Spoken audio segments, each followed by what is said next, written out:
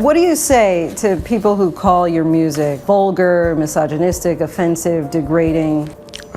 No, if that's what you think about the music, if that's what you categorize it under, then so be it. All those things made me who I am, and I am a very successful man. Please keep looking out for more. It's coming, baby. Wow, man. Damn. All right, quick batch of young niggas. What's the youngest nigga here? My man's Caleb. Caleb? Caleb. Oh, Caleb. Yeah, man. All right. What's that again? What's that? You... Stand over him. Oh, okay. How old is he? 13. All right, 13. Killer. Yeah. All right, how old are you? 14. 14. What'd they call you? Murder? That's bro over here. Oh, that's his name. Bro right there. I'm Murder. Man. Murder.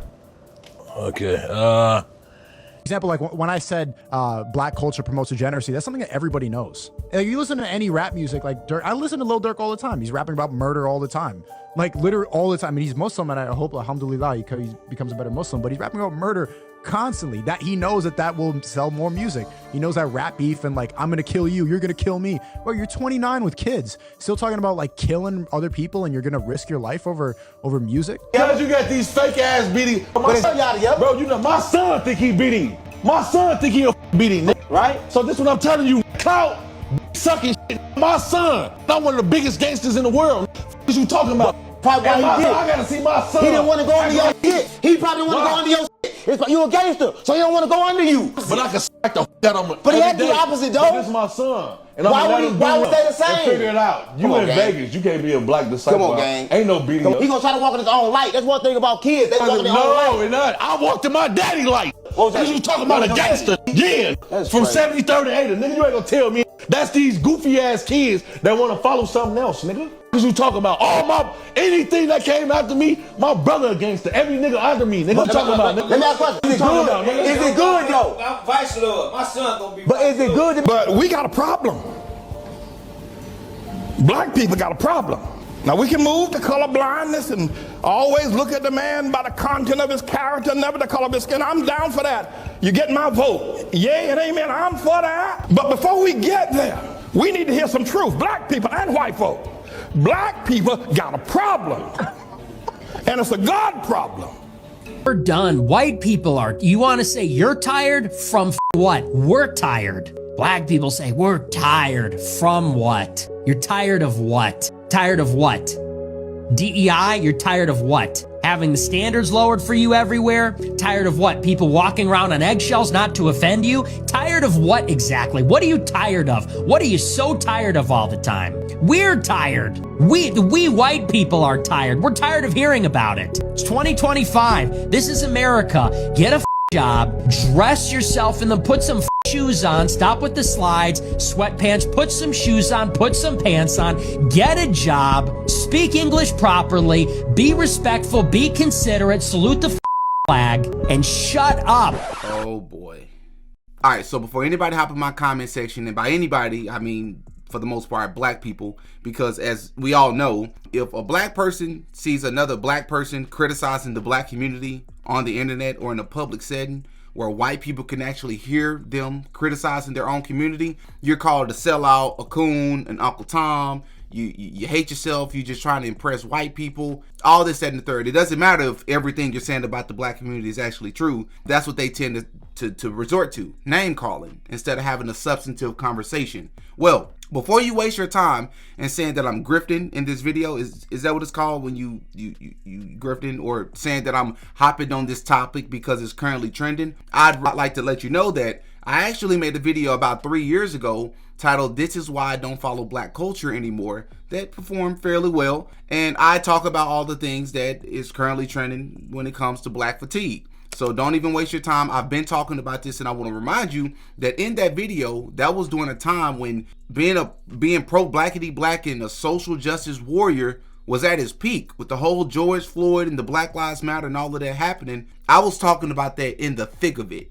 So I want to make sure that I share that first. There's a growing sentiment, most recently, of individuals who are proclaiming they do have black fatigue. And you don't have to be a non-black person to have black fatigue. What does that phrase actually mean? Essentially, black fatigue is a growing weariness of the actions of the quote-unquote black community. But it goes deeper than that, because we are in 2025 now, and we are being judged based on the content of our character and not the color of our skin.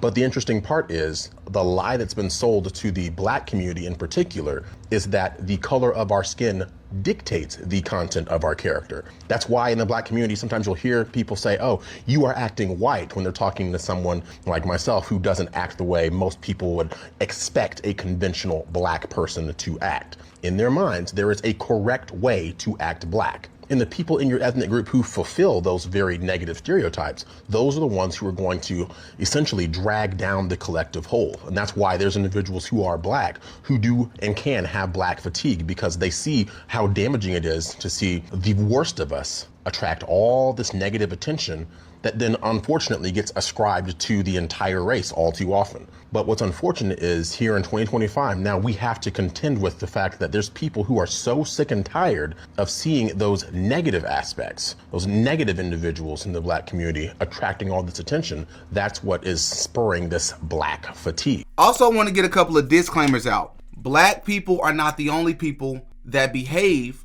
in a lot of the ways that we're going to talk about in this video. There are several other communities and people and portions of people's communities that behave the same way. Absolutely. Because you're going to have people that's going to want to point that out, or even go as far as making a video talking about white fatigue, with this one girl going as far to make a video titled 50 Things That Give Me White Fatigue. Here are 50 things that have given me white fatigue. And the list could go on, but here are just 50. Karen's calling the police on black people for just existing, mass shooters being described as troubled young men, cultural appropriation without any appreciation, white people in locks talking about spirituality. Now, I'm just going to stop the video there, because if not, this video will be an hour long. And she's already said many things that I could address, such as white people that have dreads or locks calling themselves spiritual, essentially alluding to cultural appropriation, which is so interesting because it's hypocrisy 101. When you look at the black community, you got our black women who wear blonde wigs. It's literally not your hair, and it's a color that you literally can't naturally grow. Or are we going to talk about the makeup that a lot of our women wear that thins out their nose? Or are we going to talk about how in the black community we call straight hair good hair? Even though my hair isn't straight, it's not as curly as the average so-called black American. And a lot of times as a kid, I was consistently told, Didi, you got good hair, bro. And I'm like, what does that mean? What are you saying about your own hair? Well, I'm not saying my hair isn't good. It's just that it's not as straight as yours. What you're essentially saying that God made a mistake. This is how our hair naturally grow out of our head. It's just super curly. That's it. It's different. It's not a bad thing, but it's because you're comparing yourself to white people. Or even how we got racism or prejudice in our own community with dark skin and light skin. The lighter you are in the black community, the better you are treated and perceived by other black people. That's a fact, but I digress. Black fatigue, which just like the term woke, when a lot of people hear woke nowadays, they think politics, they think the left, the far left, or even now we're using the term the woke right. But the term woke actually meant a positive thing and had nothing to do with politics at one point in time, and the term was hijacked. Well, it's very similar to black fatigue. Black fatigue, I give credit where it's due. It's actually a term that comes from a powerful book written by a woman by the name of Mary Frances Winters, and in it she defines black fatigue as the cumulative emotional, physical, and psychological toll that racism takes on black people. So it had a completely opposite meaning than what's trending right now. But the purpose of the current definition of black fatigue is still valid, and we're going to get into all the reasons why here in a sec. It's not racist, and I know y'all have been told this is racist, but it's not. It's not racist to call black people out for their behavior and what they're doing to society at this moment. I'm glad people are noticing this because it's been so many years and it's finally catching up to y'all. I've been trying to tell y'all that white people are tired of y'all. I'm tired of y'all too, but everybody, the world is getting sick of y'all and y'all's bullshit. I'm so glad this day is here. I've been trying to get out there that you people need help. It's me, but me and other black conservatives. We've been trying to warn society that this is what it's going to come to when y'all keep coddling black people. They're going to see themselves as higher ups. They're going to see themselves as untouchable because the world wants to not be racist towards them. I had a really close friend of mine who he just happened to be white. Called me the other day. He said, Didi.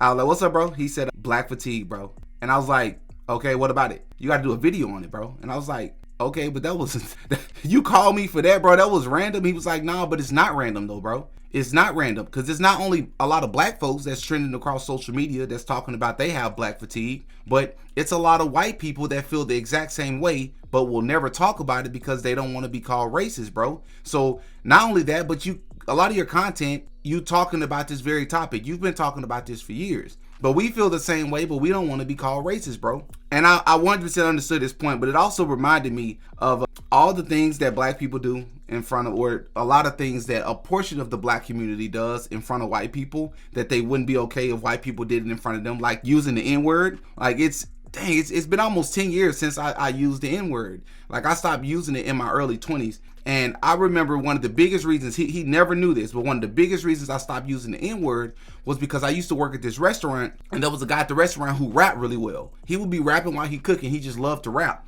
and loved to freestyle. And it was one year at our Christmas party, he decided to get up in front of the entire company. So we're talking about our GM, all of the managers, all of the servers, all of the cooks, everybody. Even the boss was there. And it was like 90% white people in there. It was like maybe a handful of black folks, some Asian people was in there. And this man decided he wanted to freestyle in the middle of the circle in front of everybody that worked there. And I promise y'all, bro, every 3 or 4 words in that freestyle was the N-word. And it was one of the most awkward and just cringiest things I had ever heard in my life. And it was that night I vowed I was done using the N-word because it was just hypocrisy and it was double standards. Because I'm like, you want them to sing along with you, but you wouldn't be okay if they said that word. Speaking of double standards, I want you all to take a listen to the craziest conversation you'll ever hear in your life. This white lady is talking to this black woman who is in favor of abortion, in her own words, because there's too many black people.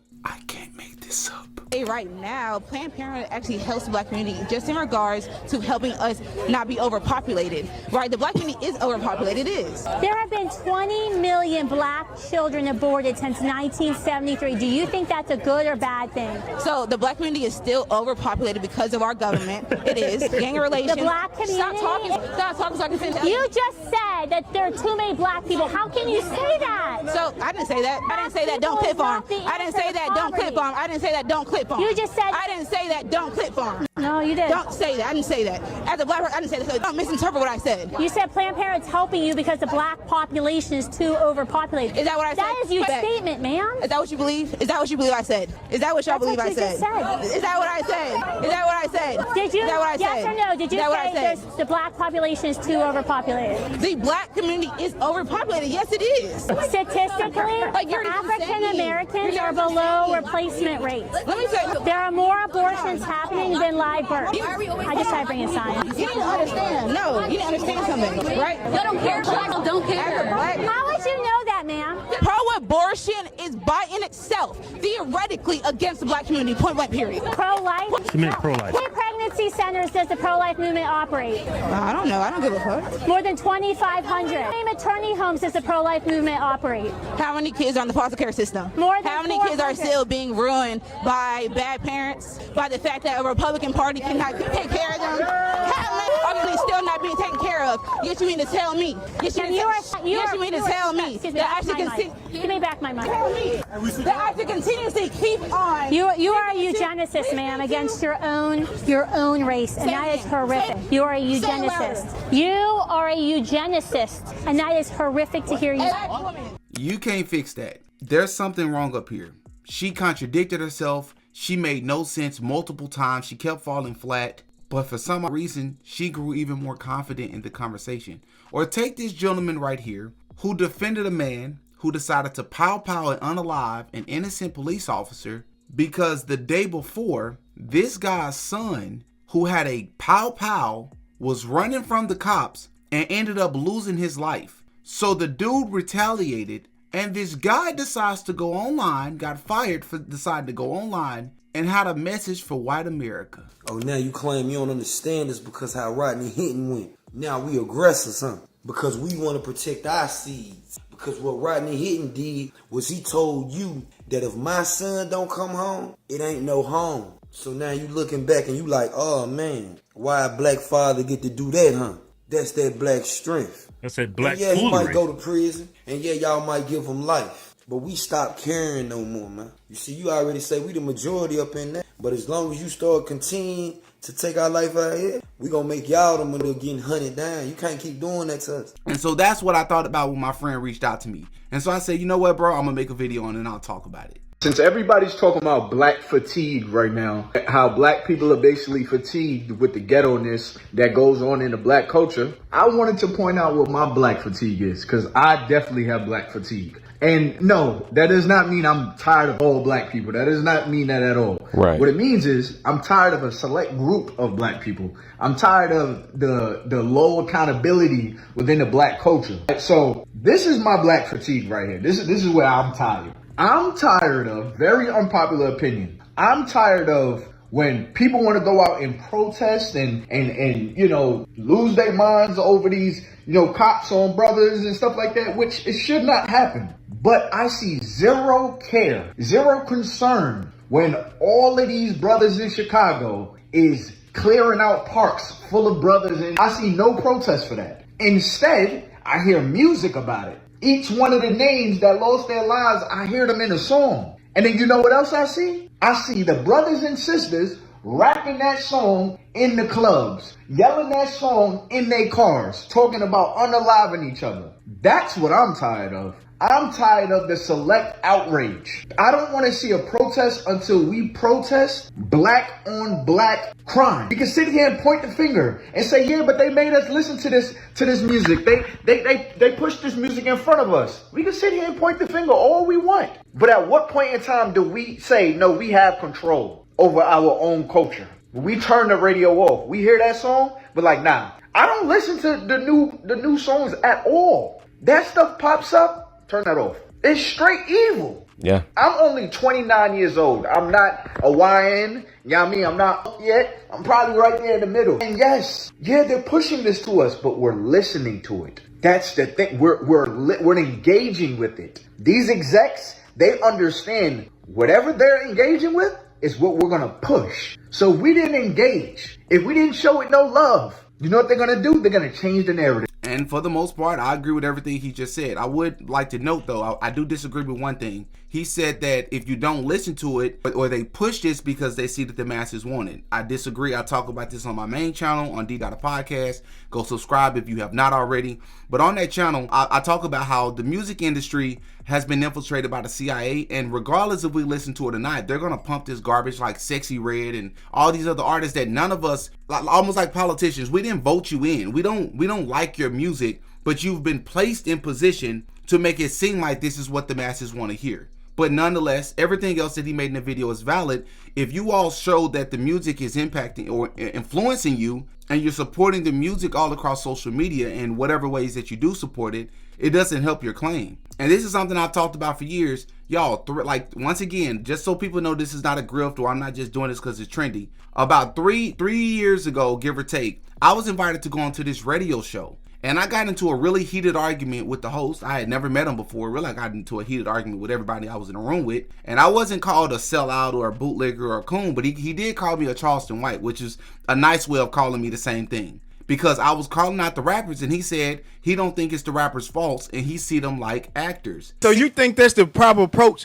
attacking the rappers? So you another Charleston White? Facts. Let's talk about it. Facts. Listen, what's the bro. problem with Charleston White? But Charleston White take things too far. Like he told him, I do not condone everything. We do that. We can't do that I because support you know what he Charleston meant. White, absolutely. But he does a lot of things that I wouldn't do. But he does a he lot of trying to things. sense. So He you know does what? make You sense, know what though. you just told me? You know what you just told me? What did I just tell you? You what you just said speak volumes about who you is, home. Either How you so? with a nigga, you don't. I ain't know with this part of him, but this part of if Fair he enough. bows, he if he bows, he bows, my guy. Watch this. You like Rick Ross the rapper? I like Rick Ross as an artist. Nah, not as you know what they said about you? That's what you don't. I put Molly in her drink. She ain't even know. You support that. What you mean? Did I? I put Molly in her listen to drink. it. She ain't even know. We looking at kidnapping. We looking at. Sometimes, man, niggas say Those niggas are entertainers, bro.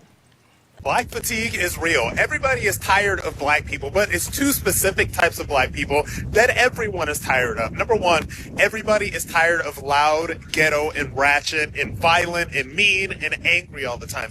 Everybody is tired of them.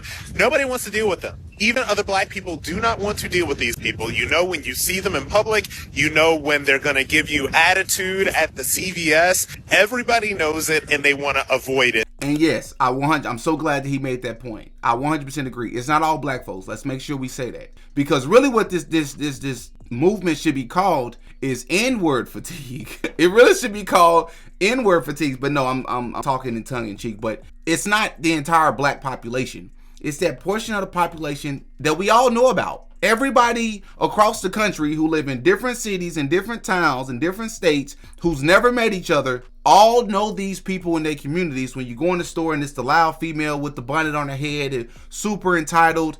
Black fatigue is a thing. Newsflash. White people don't want to live around ratchet black people, and black people don't want to live around ratchet black people. I mean, it's nothing like going to the Walmart on a Sunday morning and then you see the bonnet crew walk in. Loud, obnoxious, the kids are everywhere, in every aisle, unattended, and that's anywhere you go. No matter what. They're highly emotional, highly sensitive. You can't say nothing. You can't even smile and hold the door for them because they'll look at you like you're crazy. And always the victim of something. Either you stepped on a shoe, you looked at them wrong, you told them good morning. They're never happy, they're never satisfied. And you wonder why normal, good black people move out of the hood as soon as they start getting successful. I just watched a video of a woman that got arrested, man, and she was caught stealing. All races of people steal. But this woman in particular, this black woman, I mean, like fit almost every stereotype. She got caught stealing. She was the one and using a fake ID. And she decided to play the victim and tried to run. The police caught her, and then we can literally watch her get arrested.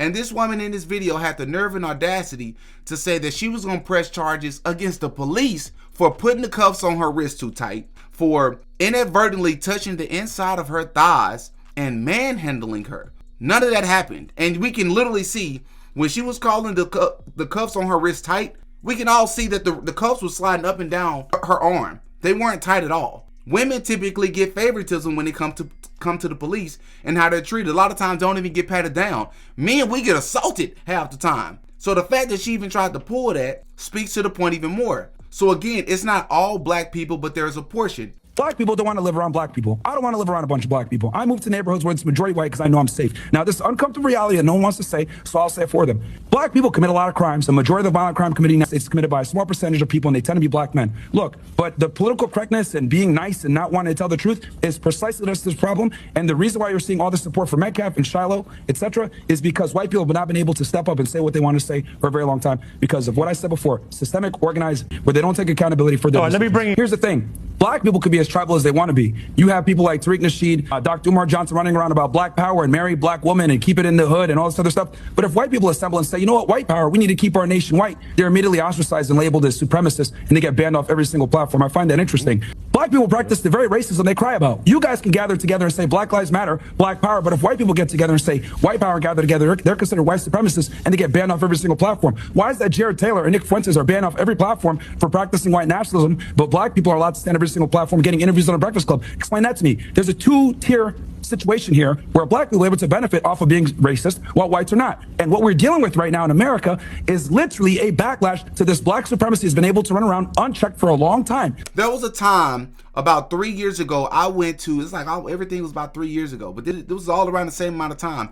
I went to this homecoming event in Pine Bluff, Arkansas. And if you've never been, which a lot of you all will not have been there, but just imagine Memphis, Tennessee, Chicago, Illinois, many parts of Chicago. Pine Bluff, Arkansas, in certain areas is very similar to that. It has a really bad reputation. It's just what it is. Anyways, a good friend of mine is from there. He went to high school there. And it took a lot of convincing to get me to go for that very reason. I didn't want to go because it's dangerous out there. They shoot, they fight. I'm not trying to put my life in danger. He eventually convinced me to go. We go to this party, and we in the party, I'm not even exaggerating, 30 minutes. And I'm standing there, I'm hanging out with him. And I at some point, and I'm not going to try to make this story too long, I noticed that a guy was staring at me. across the room, don't know why he's staring at me. It could be whatever, but I'm the type of person, even if I see that you mugging me, I'm gonna pretend like I don't even see that you looking at me in a hostile manner, and I'm gonna walk over, introduce myself, see if there's anything I can help you with. I'm that type of person. But in Pine Bluff, you gotta be careful because you can literally lose your life trying to do the right thing. So I'm gonna just pretend like I don't see him watching and staring at me. He kept doing it, and at some point he turned around, tapped his homeboy on the shoulder, was talking to him with his back turned to me. It's loud music playing in the room, so I'm playing it off. And I'm like, I'm gonna just play cool. I'm looking around the room, bobbing my head, talking with my friends. And I glance around the room, pretending like I'm not looking, and I glance, and I saw him point. And his homeboy looked at me and looked down at my shoes. And I was like, ah. And then everything made perfect sense because I had just bought, and I wish I had them in here, I had just bought a brand new pair of Fila's. And they were black, orange, and white. But the way that they're designed, they almost look like Balenciaga shoes from a distance. They definitely not that. They don't nearly cost that much. And up close, you would be able to tell that. But from the other side of the room, I'm dressed fairly nice. I got these nice shoes on. I'm like, they staring at me because of my shoes. I could be paranoid. I don't know. After another 5-10 minutes, they slowly inched their way over, and he was mugging me hard. And he was like holding his shirt. I'm like, I'm not taking no chances, bro. And all of a sudden, a fight broke out with some fraternity members. And I leaned over and I told my homeboy, I was like, bro, listen, man, I don't feel safe. I told him what was happening. He was like, Diddy, you tripping, bro. Ain't you good? And I'm like, I'm not joking, bro. I gave it another 5 minutes. The dude didn't stop staring at me. I said, bro, I'm finna go out to the car. I'm not playing with my life like that. Dude can have a gun on him. I'm not risking it. And I ended up going out to the car. But I ended up telling my friend, I said, bro, if we ever in that situation again, I'm telling you my life, I feel like my life is in danger and you don't take me serious, from one friend to the other, bro, I love you, man. But I'll never speak to you again in life if you ever put me in that situation again. Fancy word of you saying that you're tired of black people, and you put it on the internet, and now people are co-signing on it, including with the way the environment is already. But it's okay. You put a nice new name to it, and now you feel like it's okay to say. And it's not going to do anything for anybody to now pander this term around, to pass it on in the internet and put it in people's mouth and make people feel encouraged to say, I have black fatigue. But when we're all tired, when I'm saying we're all tired of something and somewhere, there's always something. So this is not actually going to help anyone psychologically, mentally, emotionally. It's only going to create more divisiveness, more anger, and more hate in society. And when we see a lot of people, especially black people, joining that chorus, saying that I'm tired of black people too, what will that do? It's not going to do anything because here's the thing, that black person or the black people that are on the internet saying that can go somewhere and they're going to be already stereotyped into the group that they're trying to separate themselves from just because they're black. You actually have to be around people to see their behavior. You have to witness their behavior to actually understand who they are. But she could sit there and be in a crowd of a room of black people, and guess who she's going to be included in that group as well. She's not doing anything that is going to help her or her race at this time. All right, Angela, let's hear from you.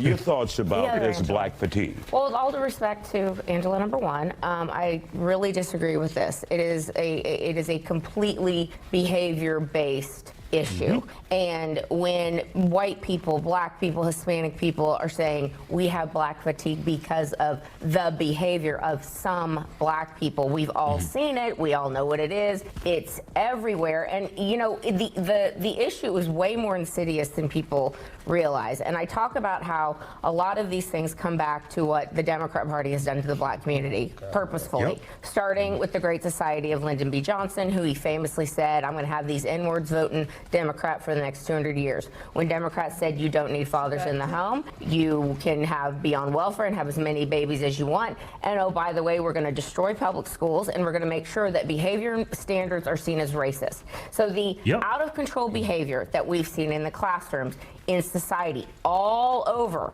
is part and parcel of what the Democrat Party has done to the black community. All right. I 100% agree. Again, it's not the entire black community. It's a portion of the community. But it's also important to note, just take accountability. Stop being a victim all the time. Stop being ratchet. Stop being loud. Stop being obnoxious. Stop glorifying violence. Stop supporting criminals. That's all I'm saying. And people have had enough of it. I'm tired of it. There's nothing racist and there's nothing about self-hating about saying just be a kind, respectful accountable person that holds themselves accountable, right? There's nothing wrong with it. It reminds me, I was in a situation a while back. I'm not gonna get too much into it, but I'm standing outside with the police and they're doing their investigation. And at some point in the investigation, the police officer comes back over. He hands me my ID and stuff back, and he goes, he said, you know, in all my time in law enforcement, I've never had an encounter like this before. And I was like what? He said, man, you have been the most respectful and the most kind person I've ever encountered. And he said, you know what? He handed me my ID back. He said,